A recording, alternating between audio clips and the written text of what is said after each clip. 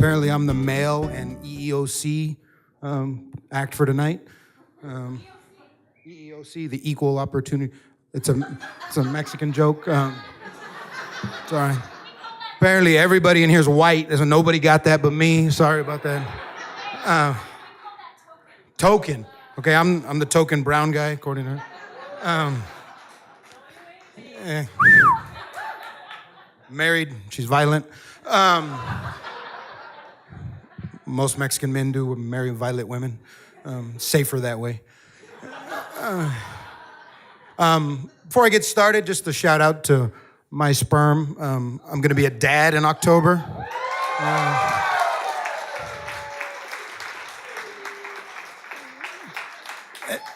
It's the first one my wife knows of. So it's going to be exciting for me. I'm going to tell a story today, it leads from my dad. When I was a kid, my dad was a very no-nonsense, very funny, good man, worked his ass off.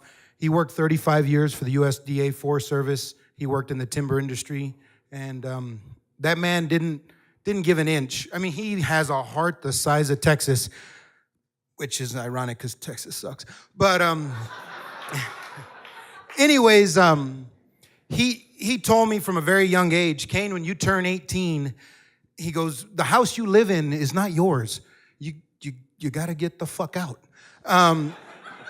And, you know, when you're a kid, you're like, oh, haha, Dad. You know, but when you start to get 16 and 17, you start to think, this man's serious. I got to leave the fucking house. And he was very, very cool about it. Like he said, you know, if you're in college, you can come home in the summer as long as you're working in the summer.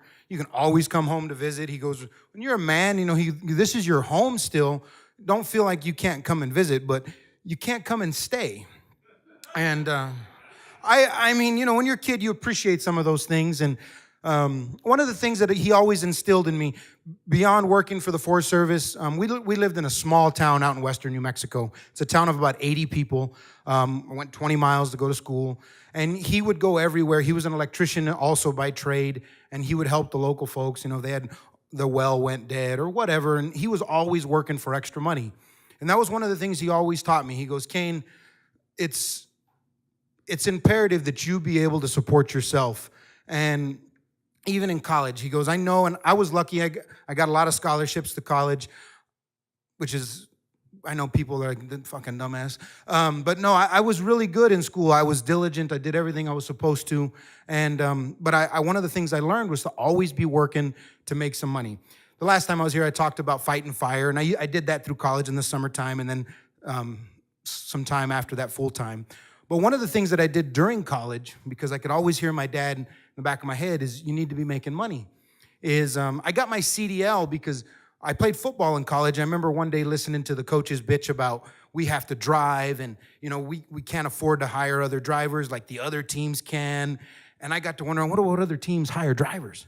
And I found out like softball hires drivers and tennis hires drivers, and tennis girls were hot. So I went to the tennis coach and I was like, hey, coach, just so you know, I got my CDL. If you ever need a driver, I know it's weird. I'm still a college student, but you know, I got a clean record. Never had a DUI or anything like that. Still haven't, but which is weird because I've gotten my license suspended a couple of times for not getting a physical because of this CDL, but that's a whole nother story. So anyways, I'm talking to this tennis coach and the softball coach, and the tennis coach is a very, very right-wing, conservative Christian lady. Nothing wrong with that, but that's just how she is.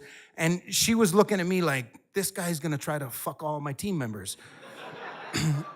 She wasn't wrong, but you know, during that time,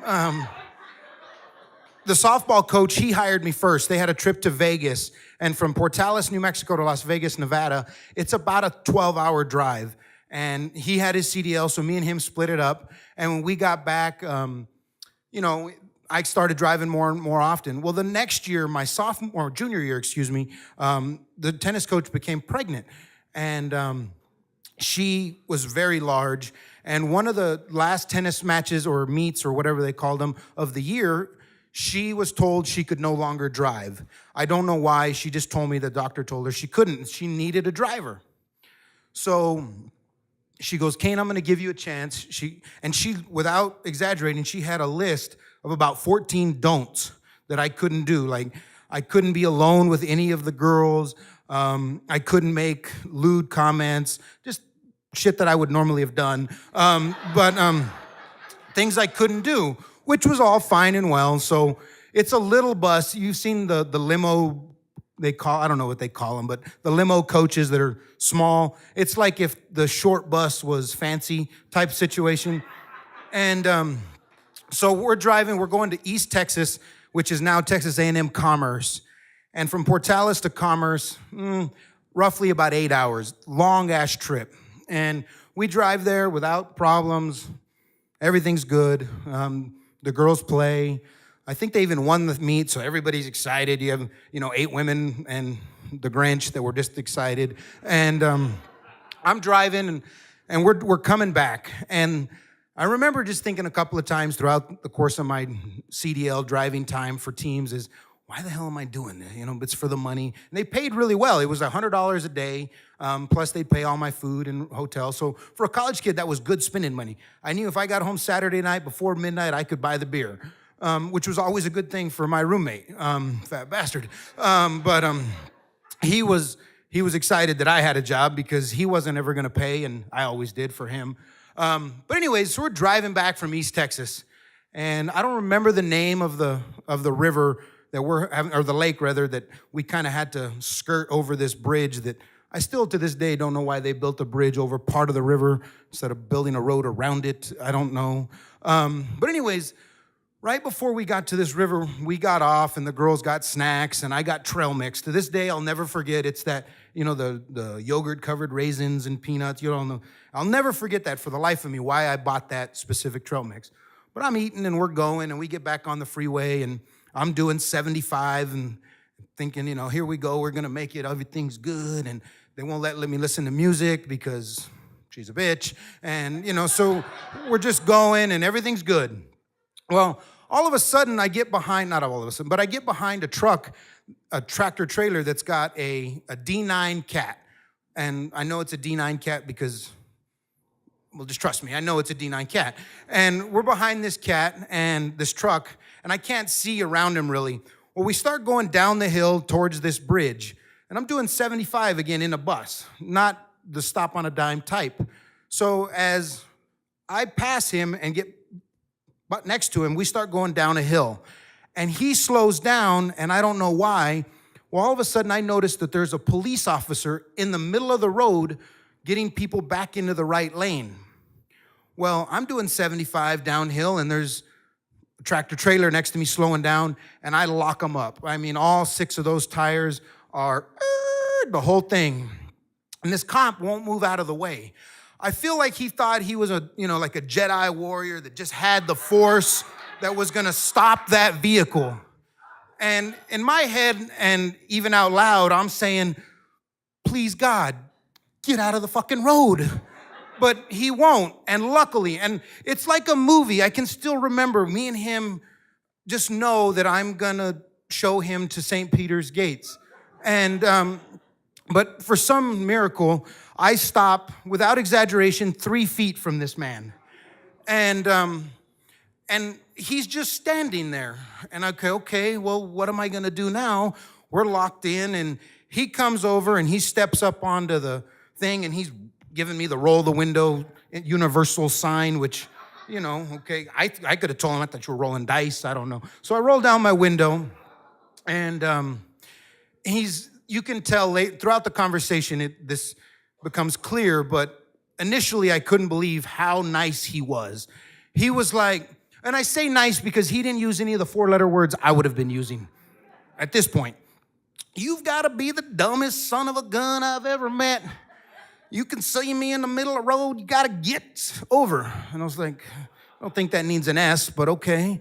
And he's like, what are you doing? Well, remember, I'm eating trail mix, and through the whole time, I'm so scared. I'm thinking, I'm gonna go to jail. I'm Mexican in Texas, and that generally doesn't go well. But the whole time, I'm eating this trail mix that he's talking. I haven't said a word. I'm just eating the entire time. trying to think of what to tell this man. And he's letting me have it, and he tells me, you've got to go. Well, okay. You stop me, though, just FYI. And well, do you know the road flares that they use when, I find out, well, you'll figure it out in a minute, but there was an accident on this bridge is why they were getting people over into the right lane. So as he gets off of my door and walks around to the front, he tells me you got to get. So I turn to look to see if traffic is coming behind me, if I can get over. Well, in the meantime, there's this road flare, apparently, that was right in front of my bumper. Well, during the time I'm doing this, he's doing this in front of my car, which means he disappeared. So when I turn around, I think it's good to go. I hit the police officer in the ass with a bus. And the only reason that I initially knew that I hit him, other than the doomp that the sound makes, is he had the perfectly circled brim of a hat that rolled. And with that hat rolling, I felt my life behind bars beginning. And the nice, very nice, never cussed officer, and I know now that if you don't cuss, there's a fuck off button in your brain somewhere that will cause you to cuss even if you're a preacher. And apparently, hitting a police officer with a bus flicks that switch. So he gets up, and as the hat had finally stopped, picks up his hat, does the old, knocks the dust off of it, puts it on, squares up, without saying a word, comes back to my door. I didn't make him do the thing. I did the thing on my own this time. Just did the thing. And he looks at me and he goes, "What the fuck are you doing?" I noticed that his enunciating had gotten very good in the 10 seconds that we had last met. And he tells me, "You've got to be the luckiest fucking man on earth, because I've got an accident on this bridge, and it's my job to clear traffic so that nobody else gets hurt. I didn't think that I would be the son of a bitch to get hurt today, though. But I met your dumb fucking ass." And whenever a police officer starts to shake when they speak, you start thinking, I'm gonna get shot. Tasered at least. I thought, I deserve a tasing, you know? I mean, I deserve a tasing. That's a taseable offense. So luckily he didn't. And he tells me, and I'll never forget this, and I couldn't adhere to it, but he goes, "Don't ever fucking come back to Texas." And I remember in my heart of hearts, I meant it at the time. I was so sincere. I told him, "Yes, sir. I promise I will never return. Thank you for your discretion." And he goes, "Yeah." Like some force had just enlightened him that discretion was what he was doing. And so he goes, "Now, please, safely," he says, "enter back into traffic." I said, "Yes, sir."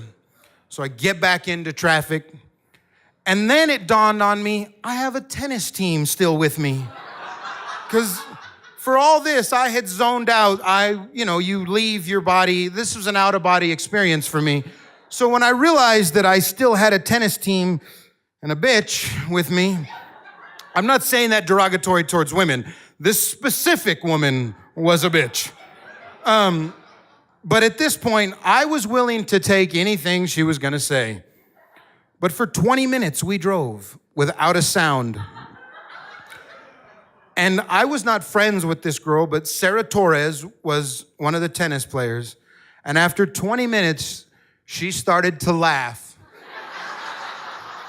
And it was that laugh, that condescending, still you got super lucky laugh that I will never forget. And then Coach turned around and said, please be silent for the rest of the trip. This man may kill us. Well, that's it.